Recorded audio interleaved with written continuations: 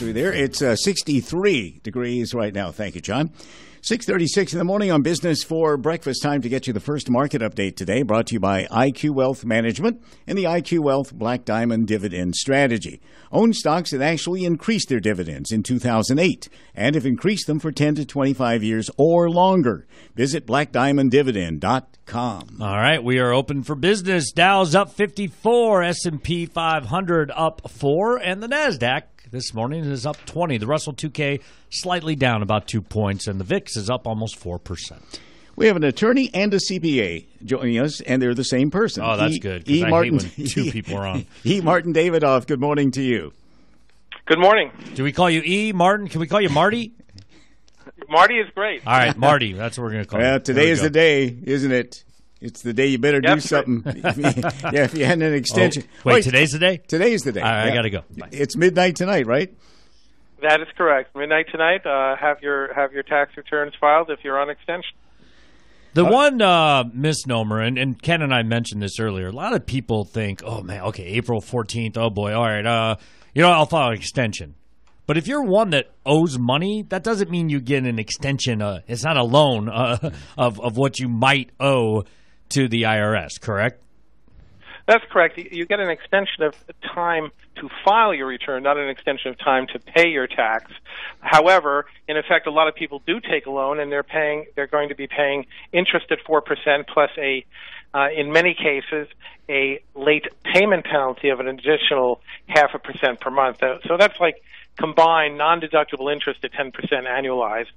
And when you come to now, if you still can't file and you still owe money, we encourage our clients to file now to avoid then the 5% per month late filing penalty, which could run up to 25% of the tax. Yikes. Wow, that's pretty stiff. When you say it can run up to, is it depend on how long you don't pay then? Is that how that works? That is correct. It's 5% per month with a maximum of 5 months or 25%. That's exactly right. All right, so it's fairly costly for an extension. It's going to cost you a little money anyway. You don't get off the hook there. So how do you estimate how much you're going to owe? Is there a simple formula for that? Well, you just run the numbers. You go into your tax software or your CPA, and you just put the data in. I mean, estimating is pretty straightforward. People, especially in small businesses, you have to get your books and records done to some extent. But once you put it in the software, it's really quite easy. But the thing is, I just wanted to clarify: if you file today, even though you owe money, you avoid the 5% per month late filing penalty, which is really very important. So even if you can't pay today, I encourage your people to file their returns, get them done. Even if it's not precisely correct, you could always amend later and do a good faith estimate of what you of the tax liability. Because if you file now, you avoid that late filing penalty. And there are always a lot of ways on how to arrange for payments with the IRS to pay over time. Usually, if you owe less than $50,000, they'll allow you to pay over 72 months without providing any financial information or giving a problem.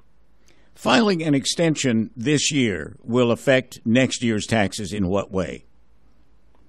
The 17 taxes, not at all. And right now, we're not filing extension today. We filed it in April. But it doesn't affect 17 at all. It's like a new page, a new book. 17, you pay your estimates, have your withholding, you start all over. So what you do for 16 really has very little to do with what you're doing with 17. All right, that's good. Any advice, real quick, Marty, on people that feel like they're just trying to play catch-up, right? I mean, I extended last year, just took care of that. Now I am for 2016 at the end of 2017. I would imagine it becomes daunting at some point for a lot of people, and that's why we see such IRS mess.